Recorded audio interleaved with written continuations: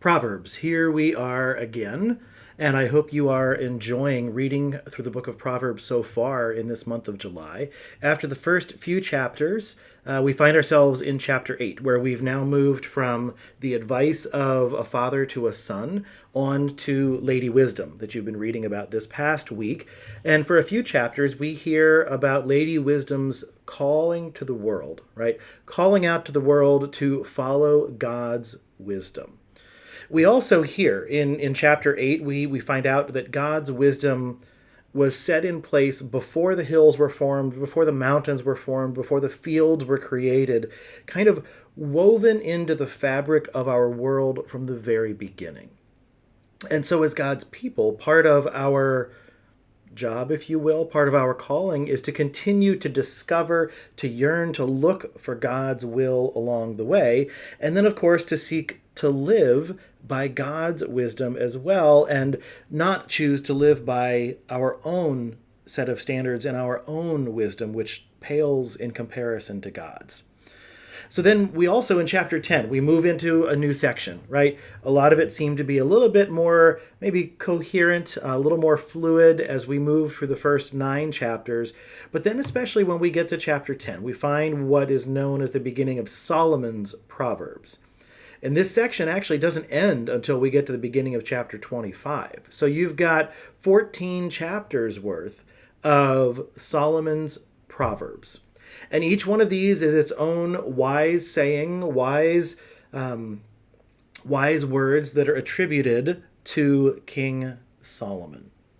So I'm just going to lift up one of them. If you have others that you want to put in the comments, please do. We can talk about those in a future week. But when you look at 10:19, right, it says, "When words are many, sin is not absent, but he who holds his tongue is wise." To me, what this says is sometimes more words are not better, right? That sometimes we can get so caught up in talking and hearing ourselves talk that we don't take the time to listen to other people. And sometimes the wisdom that we seek isn't found in just simply talking.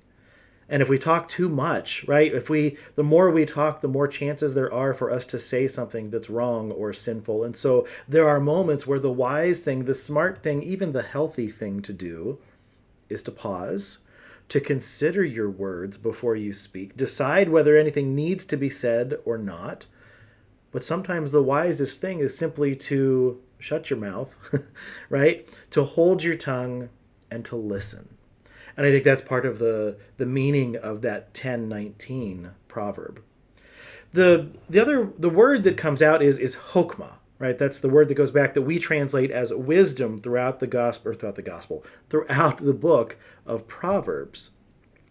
But the description of that word in Proverbs is more than just about being wise. It's about finding a way to live your life with integrity, with grace, with skill, with confidence, with gratitude, even with humility, I think, before God, and using those life experiences and life skills, whether they're our own or whether we learn from the gift of other people, in order to help make our life align with God's will better.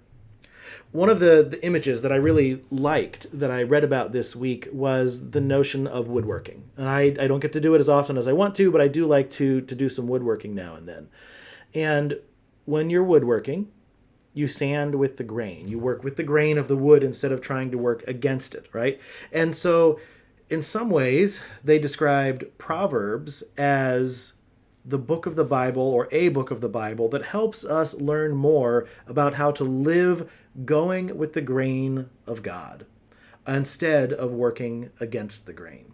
So just an image to throw out there. I hope you continue to enjoy your reading as you work your way through the next several chapters of the book of Proverbs.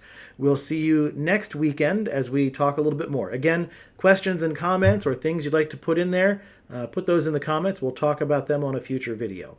Take care.